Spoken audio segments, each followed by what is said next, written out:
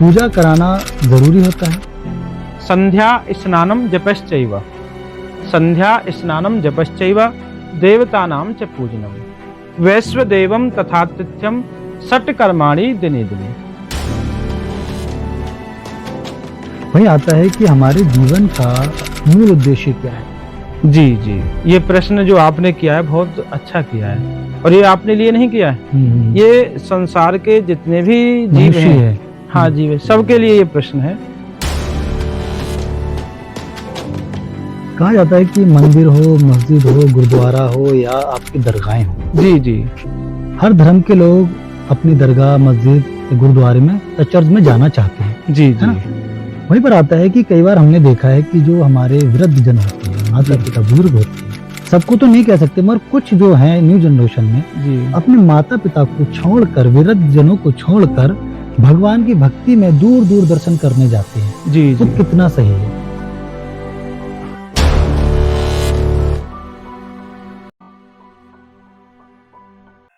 तो सर्वप्रथम मैं भगवान गणेश जी की वंदना कर लेता हूँ, भगवान सदगुरुदेव भगवान की, फिर उसके बाद में वार्ता। जी, बहुत सुंदर। श्री सद्गुरु चरण कमलेभ्यो नमः। श्री गणेशाय नमः। श्री सरस्वत्यै नमः। श्री वेद पुरुषाय नमः। वागर्था संप्रक्तौ वागर्थ प्रतिपत्तये जगतः पितरौ वंदे पार्वती परमेश्वरौ। बोले गौरी शंकर भगवान की जय। बोले गणेश जी महाराज की जय। बोले सरस्वती मैया की जय। नमस्कार, आप सुन रहे सिटी एफएम 91.2 आरजे रोनी के साथ। आज हमारे साथ हैं आचार्य संतोष पाठक जी, जो कि बहुत अच्छे आचार्य हैं। अगर बात आती है पूजा की, हवन की, तो हम आचार्य जी को हमेशा अपने एफएम विद्यासागर में बुलाते हैं। तो सर्वप्रथम आचार्य जी, आपका हार्दिक स्वागत है। आप सबका बहुत बहुत अभिनंदन, आपका भी बहुत बहुत स्वागत। सर्वप्रथम हम जानना चाहेंगे आपके बारे में, थोड़ा अपना परिचय दीजिए जी। ताकि हमारे श्रोतागण जो है वो आपके बारे में जान सकेंगे। मेरा नाम आचार्य संतोष पाठक है। मैं श्री धाम वृंदावन से मैं निवास करता हूँ। वहाँ पे रह करके हम लोग श्रीमद् भागवत कथा, यज्ञ अनुष्ठान, पूजा पाठ, ये दूर दूर तक अपने इस भारतवर्ष में तो है ही, भारतवर्ष से अन्यत्र देशों में भी हम लोग पूजा पाठ कराने के लिए जाते हैं।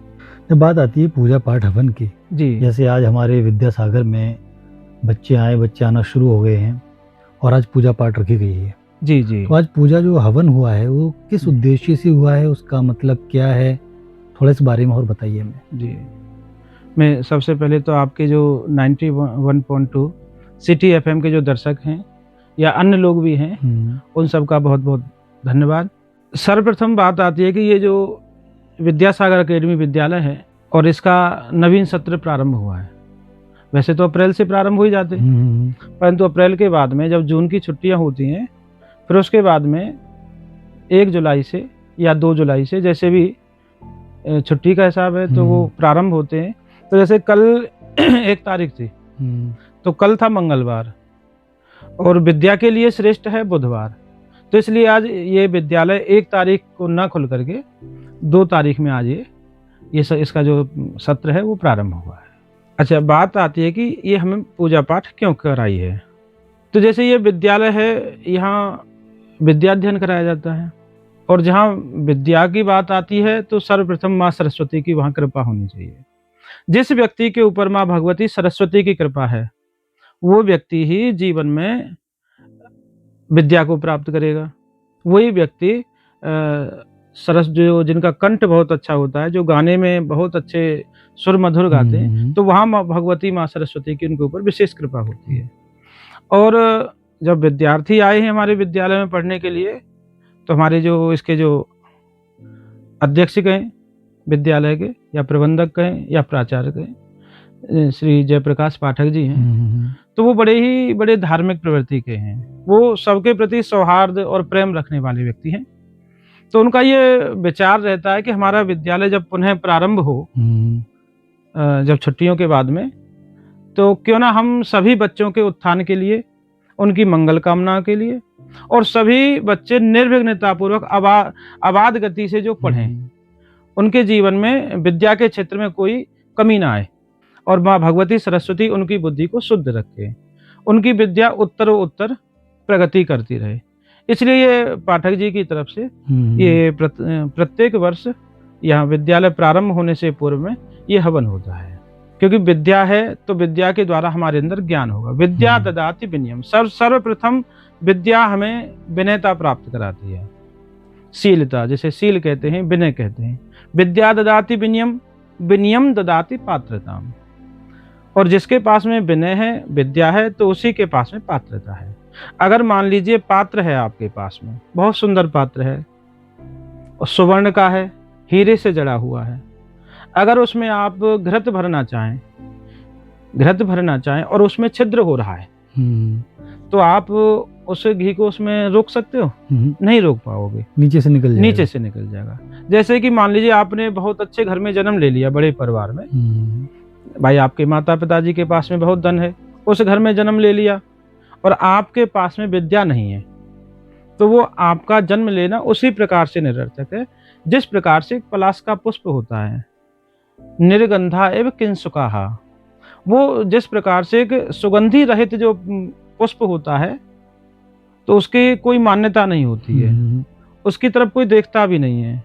तो उसी प्रकार से बड़े घर में जन्म लेने के बाद में भी अगर हमारे पास में विद्या नहीं है, तो उसी प्रकार से जो पुष्प है निर्गंध है और उसे कोई नहीं देखता है, ना वो भगवान के दरबार में चढ़ता है, ना उसे कोई भी व्यक्ति अपने पास में घर महकाने के लिए लगाते हैं, उसी प्रकार से उस व्यक्ति का जीवन भी निरर्थक ही है।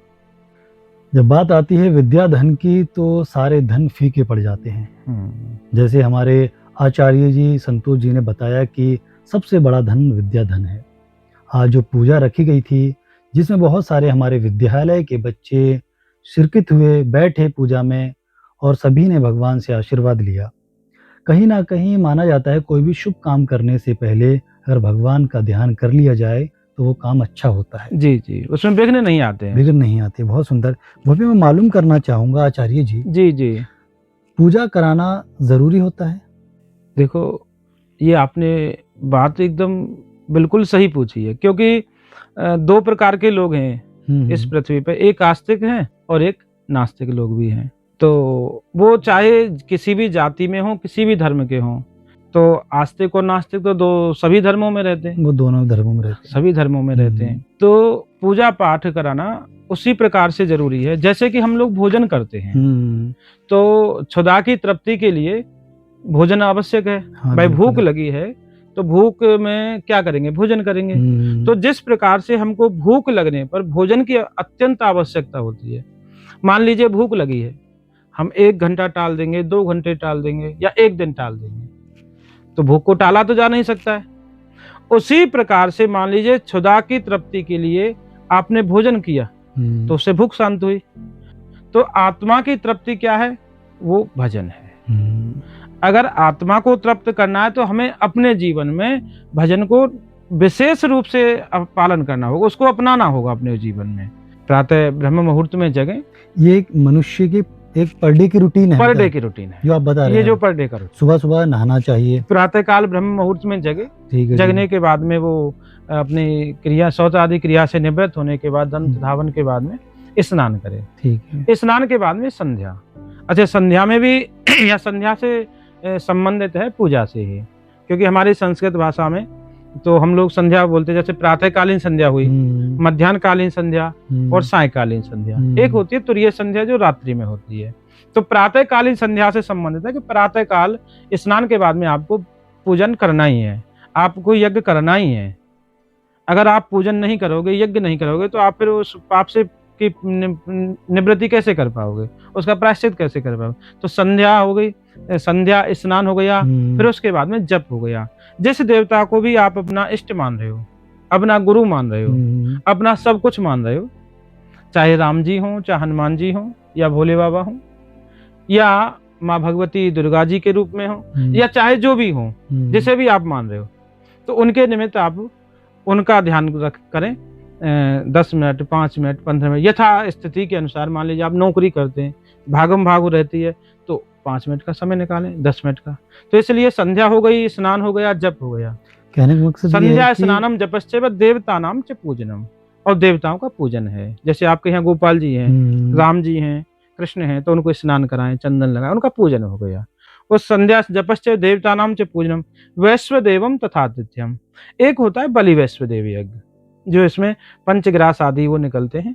तो बलि वैश्वदेव जैसे पहले तो माताएं निकालती थी कि भोजन बनाती थी माताएं, तो अग्नि जैसे पहले की जो रोटी हुई उसमें घी से लगा करके 2 रोटी और गुड़ या चीनी रख करके और वो अग्नि देवता में 5 बार जो है भोग लग जाता था। परंतु आज का ये थोड़ा सा बदलाव आया है, ये जो जैसे समय समय बदला है, तो चूल्हे कम हो गए हैं, गैस ज्यादा आ गई हैं। तो ये बलि वैश्वदेव यज्ञ हुआ। अब 6वें नंबर पर आता है अतिथि का सत्कार। आपके यहाँ जो भी अतिथि आ रहा है तो उसका आप निसंकोच, संकोच किए बिना, जल है, भोजन है, जैसी उनकी रुचि है, जैसे आया तो बैठो, जल लीजिए, भोजन के समय भोजन कीजिए। अगर मना कर दे तो कोई बात नहीं, तो वो अतिथि सत्कार करें। तो ये 6 प्रकार के अगर आप पुण्य रोजाना कर रहे हैं, तो आप जो ये साधारण जो पाप कर रहे हैं, जैसे कि चलते समय चींटी मर जा रही है, श्वास लेते समय जो जीवाणु मर रहे हैं, और भोजन बनाते समय मर रहे हैं, तो उनका जो आपको पाप नहीं लगेगा। इसलिए हमको नित्य प्रति जीवन में ये जो है भजन पूजन आवश्यक है, ये करना चाहिए। बहुत सुंदर। जैसे अभी हमारे आचार्य जी ने बताया कि अगर आप जॉब करते हैं, आप कहीं पर नौकरी कर रहे हैं, कोई कारोबार कर रहे हैं, बहुत ज़्यादा बिजी हैं, तो अगर आपके पास थोड़ा भी वक्त मिलता है तो वो भगवान की भक्ति में जरूर लगाएं। हाँ, जरूर लगाएं। क्योंकि जिससे क्या होता है कि जो भी हमारे कर्म कांड जो रोज के थोड़े थोड़े हम पाप कर रहे हैं, उससे मुक्ति, उससे हाँ वो प्रायश्चित है, उससे मुक्ति मिल जाएगी। बिल्कुल बिल्कुल। चलिए वहीं पर आता है कि किसी प्रकार का कोई प्रश्न है तो हमें जरूर कमेंट बॉक्स में करके भेजें, हम आचार्य संतोष जी से उसका जवाब आपके लिए जरूर मांगेंगे। वहीं आता है कि हमारे जीवन का मूल उद्देश्य क्या है। जी जी, ये प्रश्न जो आपने किया है बहुत अच्छा किया है, और ये आपने लिए नहीं किया है, ये संसार के जितने भी जीव हैं, हाँ जीव है, सबके लिए ये प्रश्न है। तो हमारा जीवन का जो मूल उद्देश्य है, परोपकाराय परमो धर्म।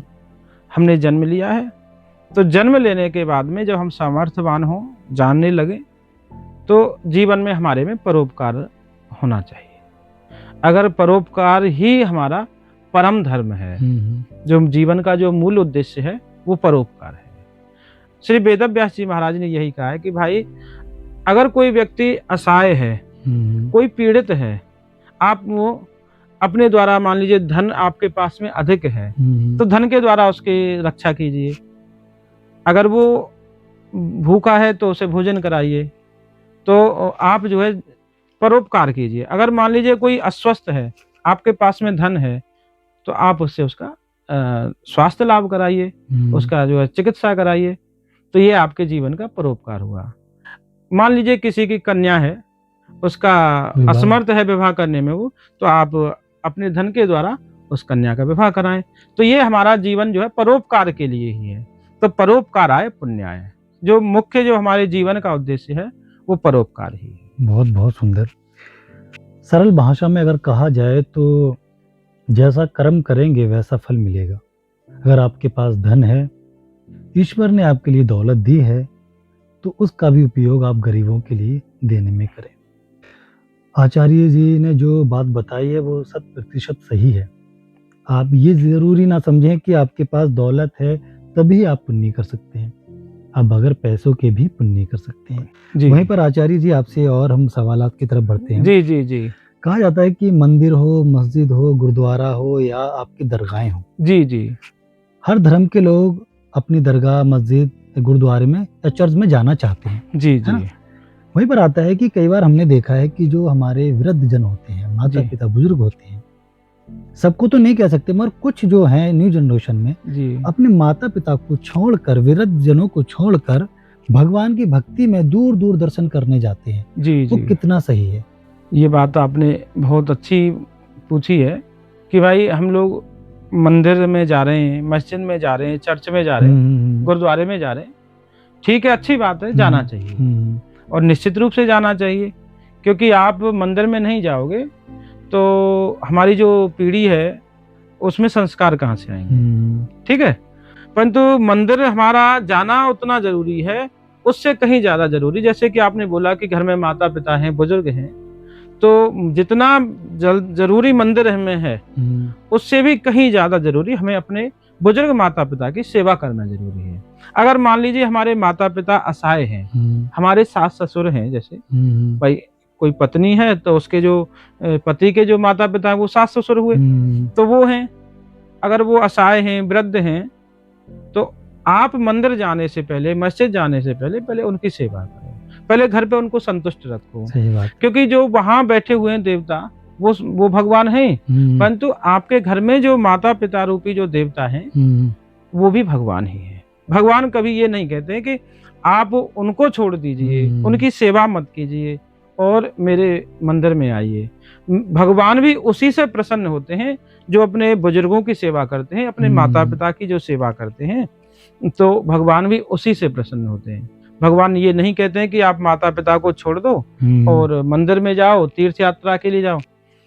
माता का जो स्थान है वो इस पृथ्वी से भी कहीं ज्यादा बड़ा है।